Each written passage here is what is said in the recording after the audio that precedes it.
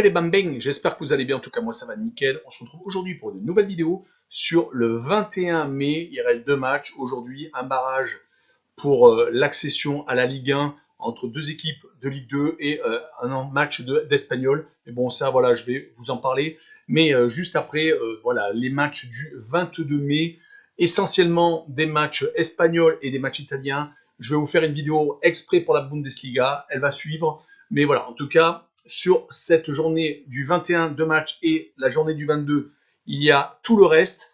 N'hésitez pas à mettre un petit commentaire, vos pronostics et vos critiques positives et négatives. Négatives, je veux dire plutôt, il y en a vraiment beaucoup, hein, ça c'est vraiment super.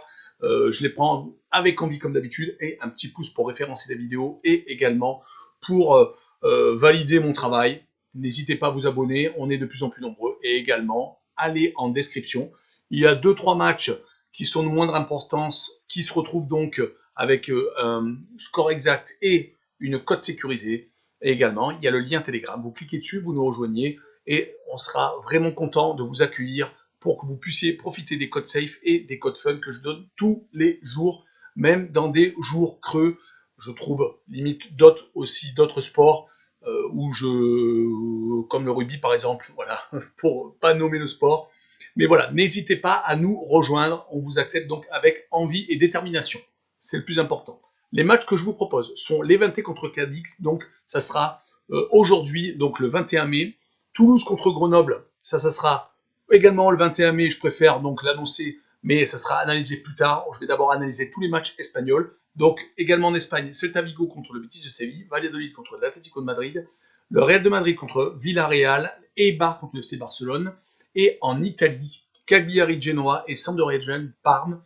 Passons donc au premier match espagnol, l'Eventé 14e qui reçoit Cadix 12e. Voilà, une rencontre entre deux équipes qui n'ont plus grand-chose à jouer. Elles sont déjà sauvées, elles sont beaucoup trop loin des places européennes. Donc l'Eventé est une équipe qui actuellement ne gagne pas beaucoup. À domicile, ils sont sur 4 matchs sans victoire et même tout terrain confondu, c'est 7 matchs sans victoire. Donc c'est vraiment assez moyen. Cadix de son côté, c'est 2 défaites consécutives. Dommage, car juste avant, ils avaient fait une très belle série quand même. Ils n'avaient perdu qu'un match sur les 7 rencontres disputées donc avant ces 2 défaites. C'était contre le Real de Madrid, donc voilà, c'était une défaite 3-0 à domicile. Mais bon, c'est une équipe quand même qui a gagné à Grenade, qui a gagné à Retafe dernièrement. Donc elle peut réaliser quand même des résultats à l'extérieur. Mais sur ce match-là, je vois un match accroché, je vois un but partout. Et je vois par contre une double chance Cadix, donc N2. Ça peut être assez intéressant. Passons à la rencontre suivante espagnole, le Celta Vigo 8e qui reçoit le Betis de Séville 6e. Le Celta Vigo est vraiment dans une très très très belle série. 5 victoires consécutives, dont la dernière quand même assez intéressante. C'était juste au FC Barcelone. Voilà, ils avaient réussi également à battre Villarreal dans la série de 5. Donc vraiment, vraiment pas mal. Là, ils sont sur 3 victoires consécutives à domicile. Donc on va dire que c'est une équipe qui est vraiment, vraiment bien actuellement. Elle joue contre le Betis de Séville, qui lui n'a pas perdu de petits matchs. Tout terrain confondu. Ils sont quand même pas mal sur pas mal de matchs nuls, donc 6 matchs nuls sur les 8 derniers matchs avec 2 victoires, donc c'est quand même assez sympathique. À l'extérieur, par contre, ça fait 5 matchs qu'ils n'ont pas gagné. Ils ont même réalisé 4 matchs nuls consécutifs, donc c'est une équipe qui a tendance à partager les points. Mais comme Celta Vigo vient quand même de Barcelone, et je pense qu'ils veulent peut-être finir sur une 6e victoire consécutive, je vois le Celta gagner 2-1 et je vois le plus de 2,5 buts sur le match. Passons à Valladolid 19e qui reçoit l'Atlético de Madrid 1er. Faisons quand même un point sur le classement général avec l'Atlético de Madrid qui a 83 points et le Real qui a 81 points derrière. Le Barça et Séville, c'est fini. Donc il faut vraiment prendre en compte ce classement car si le Real gagne et que l'Atlético ne gagne pas, le Real sera champion. Ça se joue à la confrontation particulière entre deux équipes. C'est un peu différent dans les autres championnats. Donc, c'est vraiment ultra important que l'Atlético de Madrid s'impose dans ce match contre Valladolid. Bien entendu, il faut que le Real gagne, on est bien d'accord, ça c'est sûr. Mais voilà, il rencontre Valladolid, qui est l'équipe qui est 19e, qui doit également gagner, mais le problème c'est qu'ils sont sur 11 matchs sans victoire. Là, ils sont à domicile, ça fait 6 matchs qu'ils n'ont pas gagné, donc 5 matchs qu'ils n'ont pas gagné plutôt, et la 6e, ils avaient gagné, mais bon, ça remonte à un petit bout de temps. L'Atlético de Madrid, de son côté, depuis leur défaite à Bilbao, on pensait que c'était acté que le Barça, voire le Real, allait leur passer devant. Non, depuis, ils ont fait un match nul au Barça et ils ont gagné des matchs très importants. Certes, ils ont des fois renversé la situation, comme lors du dernier match contre Osasuna. Mais voilà, en tout cas, c'est une équipe, je pense, qui devrait s'imposer et qui devrait être championne d'Espagne.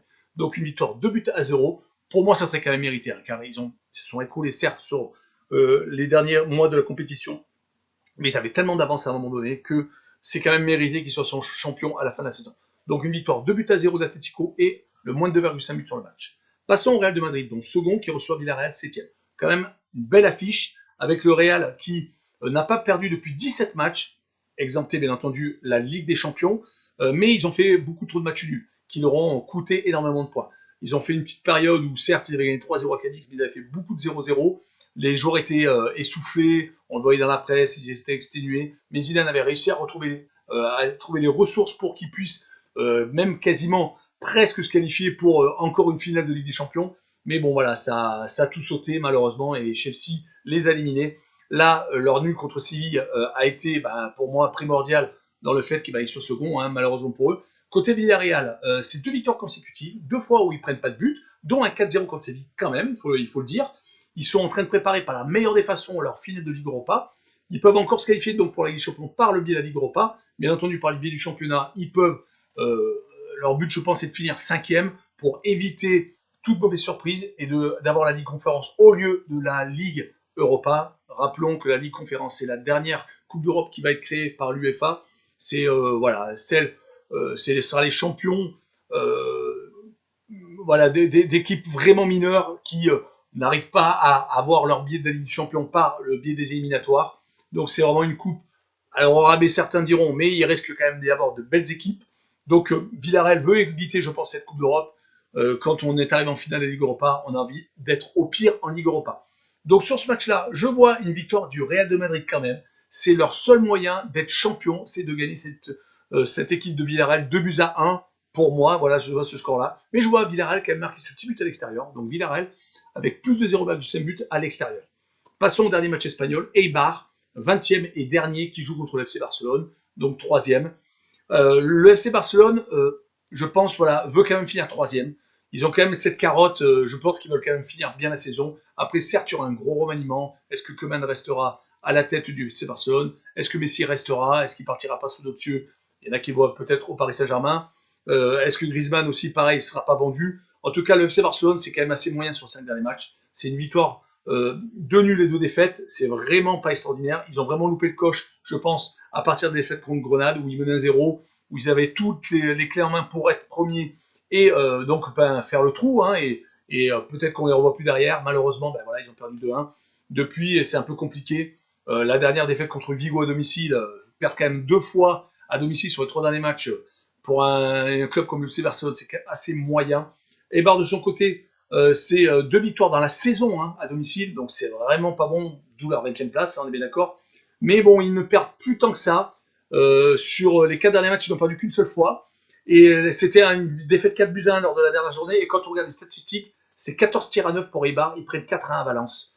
C'est dommage pour eux, car ils auraient pu, avec cette victoire-là, être au contact du 18 et du 17e. Car sur la fin du classement, le 17e c'est Huesca avec 33 points, le 18e c'est Elche également avec 33 points, et en fait 19e Villarreal 31 et Eibar 30 points, 20e, donc c'est vraiment super serré derrière. Mais sur ce match-là, je vois le Barcelone quand même finir par une bonne note sur ce match-là, donc 2-1 pour le Barcelone, et Barcelone qui marque plus de 1,5 buts, donc à l'extérieur. Continuons avec la France et les barrages pour l'accession à la Ligue 1 entre Toulouse et Grenoble. Grenoble vient de se qualifier pour cette finale, on va dire, de la Ligue 2, car le prochain match, ça sera bien entendu contre le 18e de la Ligue 1, qui sera déterminé ce week-end. Mais voilà, Grenoble vient de gagner ce ticket en battant le Paris FC. C'était un match apparemment du début jusqu'à la fin, car ils ont marqué en début de match Grenoble et après ont assommé les Parisiens en fin de rencontre. Là, ils jouent contre le Toulouse Football Club qui, bien entendu, a envie de remonter de suite en Ligue 1, qui est très très solide à domicile sur les 11 derniers matchs.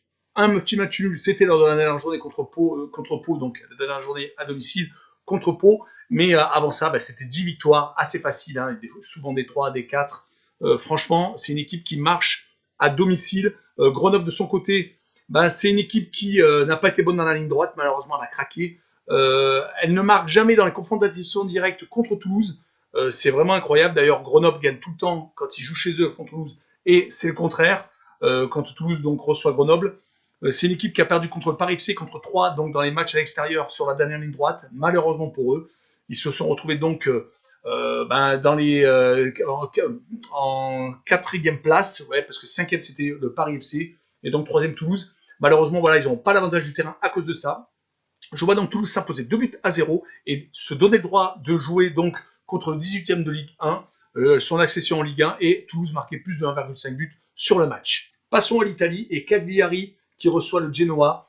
Cagliari actuellement une équipe qui ne perd plus. Ils sont sur 7 matchs sans défaite, que ce soit domicile et extérieur. À domicile, ils ne perdent pas depuis 3 matchs. Ils ont battu l'AS Rome, entre autres, ce qui est quand même pas négligeable. Et là, ils sont actuellement sur 2 matchs nuls 0-0, donc ça fait 2 matchs qu'ils ne prennent pas de but. Certes, ils n'en marquent pas, mais ils n'en prennent pas. Donc c'est une équipe assez sérieuse, qui finit très bien la saison. Le Genoa, de son côté, donc qui se déplace à Cagliari, ils ont battu Bologne et la Spezia les 5-6 derniers matchs. Mais bon, c'est une équipe voilà, qui, on va dire, perd quand même pas mal sur les 4 derniers matchs, que ce soit domicile et extérieur. Ils ont gagné qu'une seule fois, ils ont quand même perdu 3 fois, mais c'était contre des gros.